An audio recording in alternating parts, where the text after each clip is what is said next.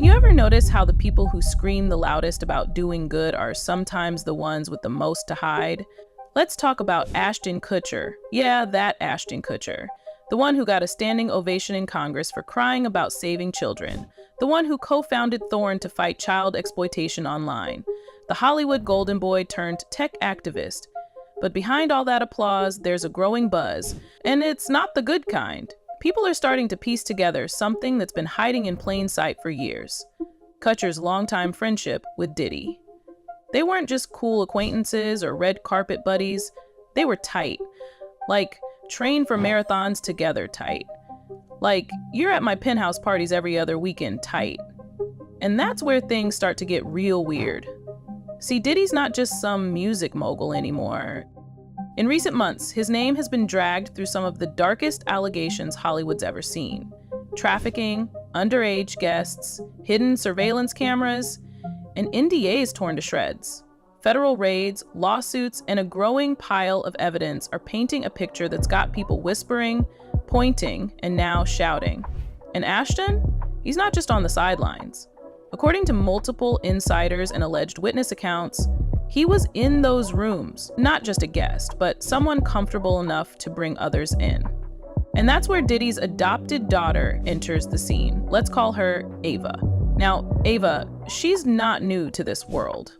Raised by Diddy, she's seen the glitz, the parties, the celebrities, but also the secrets, the locked doors, and the eyes that look away when things get too real. And recently, she's started to speak, quietly at first, through people close to her. But her words, loud enough to shake the table, she's not just saying Diddy's parties were shady, she's saying Ashton helped make them happen.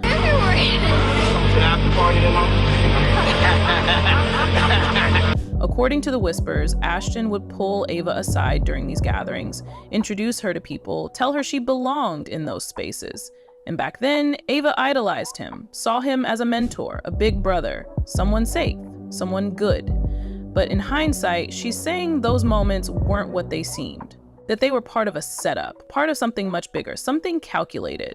And here's where it gets even more disturbing. While Ashton was out here testifying in front of Congress, building a brand on protecting children, he was allegedly still attending Diddy's infamous events. And people have questions. Real ones. Like, how do you fight trafficking by day and party with the accused by night? His silence? Deafening. But his body language in old interviews? Screaming. There's this one moment. He's on Hot Ones, ask about those legendary Diddy parties, and y'all, the pause, you could feel it through the screen.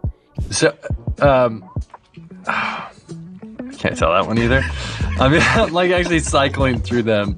There was one moment, so it's not really a party story, but our relationship was really bizarre. He stumbles, laughs nervously, says, I can't tell that one either. You can see the panic flash across his face, and maybe that would have just been a weird moment if not for everything that followed. Because now, sources are saying Ashton appears in several of those private Diddy tapes the feds are reviewing. Tapes with underage girls, tapes with drugs, tapes that were never meant to see the light of day. And Mila Kunis? Don't think she's a passive character in this drama. There are rumors she knew, that she warned him, that she kept her distance from those parties on purpose. Some even say she made offhand comments about the girls Ashton brought around, comments hinting they were far too young. So now, the question everyone's asking, what did Ashton know and when did he know it? Because the image of him as a savior, it's starting to fall apart. And if Ava really decides to speak publicly, it might collapse completely. There's this clip that keeps resurfacing online. A young Mila Kunis, barely 14, nervously laughing on a talk show while recounting how her first on-screen kiss was with Ashton Kutcher, who was 19 at the time. She talks about how scared she was, how the older cast members, including Danny Masterson, were making bets and daring Ashton to kiss her with tongue. It's played off as a harmless Hollywood memory. But now, people are looking at it differently. It's not just about the kiss, it's about how that environment was normalized. I was so, Ash was attractive and I was a 14-year-old little girl and I was extremely scared for my life. Sure. And he was very nice about it. He was like, oh, don't worry. So I was like, okay. A teenage girl in a room full of grown men pressured to perform intimacy for laughs. And who was right there in the middle of it all? Ashton Kutcher, the same man who went on to build his public image around protecting vulnerable kids. Fast forward a few years, and Ashton is crying in front of Congress, describing the horrors of child exploitation. He says he's seen footage from FBI raids, unwatchable things involving children. The room claps, social media praises him, and nobody questions whether the man behind the speech might have skeletons of his own. But then Danny Masterson, his co-star from that 70s show, gets convicted. Multiple women come forward saying he raped them. The evidence is brutal. And how do Ashton and Mila respond? They write letters to the judge asking for leniency. Call him a role model. Say he's been misunderstood. The backlash is immediate. People are furious. Ashton's credibility takes a major hit. He steps down from Thorn, his own anti-trafficking organization, claiming he doesn't want to be a distraction. But it's too late. People are finally asking the questions they should have asked a long time ago. How deep does this go? Insiders close to the federal investigation into Diddy's alleged trafficking ring claim there are hours of surveillance footage, recordings from inside Diddy's penthouses on his yacht and at his so-called freak-offs. These tapes, reportedly filled with disturbing content, were allegedly used as blackmail against high-profile guests. And Ashton, he shows up in more than one of them. Not in the background, not by accident. Sources say he's seen looking uncomfortable, surrounded by girls who clearly don't look of age. It's not clear what he's doing or saying, but his presence alone is raising red flags. Then there's the alleged audio recording, one captured at Diddy's studio where three voices are heard joking about initiations and saying "welcome to the industry" in a way that sounds far more sinister than playful. One of those voices, according to online whispers, belongs to Ashton Kutcher. Nothing's confirmed yet, no official statement, no tape released, but the rumors are gaining momentum. Too many coincidences, too many stories starting to line up. And while Ashton's name keeps popping up, Mila's presence, or rather absence, is becoming just as loud. She's gone silent. No interviews, no social posts, no paparazzi shots with Ashton. It's like she vanished from the public eye right when the heat turned up. Some believe she's protecting herself. Others think she's preparing for fallout. Because if Ava does speak up, and she's reportedly preparing a formal statement, Mila's knowledge or her decision to stay quiet will absolutely come under the microscope. Ava's story paints a chilling picture. Being brought into rooms she didn't understand. Being introduced to industry friends by people she trusted, Ashton included. If true, that's not just betrayal. That's complicity. And with tapes, audio, and now whispers of sealed testimony linking his name to multiple events, the walls might be closing in.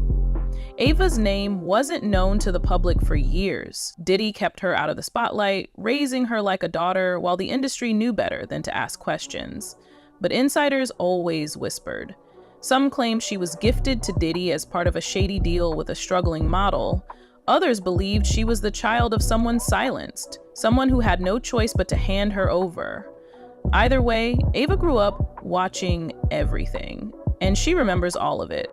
According to those close to her, the breaking point came after the federal raids, when agents stormed Diddy's properties and started collecting hard drives, phones, security footage. Ava realized the truth couldn't stay hidden forever, so she began leaking details, not through public statements at first, but through proxies, people in her circle who started dropping hints online, screenshots, guest lists, contexts no outsider could have guessed. And the one name that kept coming up? Ashton Kutcher. Sources claim Ava identified Ashton's name on at least 3 private guest lists tied to Diddy's most exclusive events. These weren't parties the press ever covered. These were off-the-books, invitation only, and allegedly filled with cameras no one was supposed to know about. And Ashton wasn't just on the list. He was reportedly seen on surveillance tapes, seated close to Diddy, chatting with underage guests, and at one point even helping coordinate logistics for the night.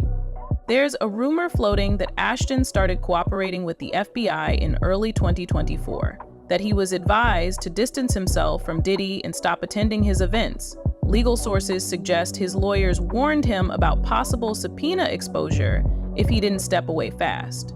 And supposedly Mila echoed those warnings. But distancing yourself after the damage is done doesn't clean the slate, especially not when people suspect you knew what was happening the whole time. Whispers online mention something even bigger, a so-called doomsday file, a sealed folder collected during the raids, allegedly containing hours of unedited footage from multiple events, hundreds of pages of NDAs, and even audio transcripts of high-profile conversations. Insiders claim that if this file goes public, it could take down half of Hollywood, and Ashton's name is reportedly listed in it multiple times. One federal source, speaking anonymously through a whistleblower blog, described the footage as career-ending at best, criminal at worst. They said the biggest fear isn't whether it's real, but how many people were complicit, how many of them turned a blind eye, or worse, played an active role. And then there's Brittany Murphy, a name that keeps popping up in this twisted web. She died in 2009 under strange circumstances, officially from pneumonia and anemia. But fans never bought it, especially after her husband also died months later. Brittany had been close to both Ashton and Diddy, even photographed at their events. Friends of hers say she became paranoid near the end, that she felt watched, that she wanted to speak out but didn't know who she could trust. Some believe she saw something she shouldn't have, and now people are wondering, was she silenced? Ashton claims he was devastated by Brittany's death. But the timeline is messy, and with each new connection, each old clip that resurfaces, the doubt grows. This isn't about one man's downfall. It's about a system that protects the powerful, a system built on silence, on NDAs, on fear. But silence is starting to crack. And Ava, she might be the one to tear it wide open.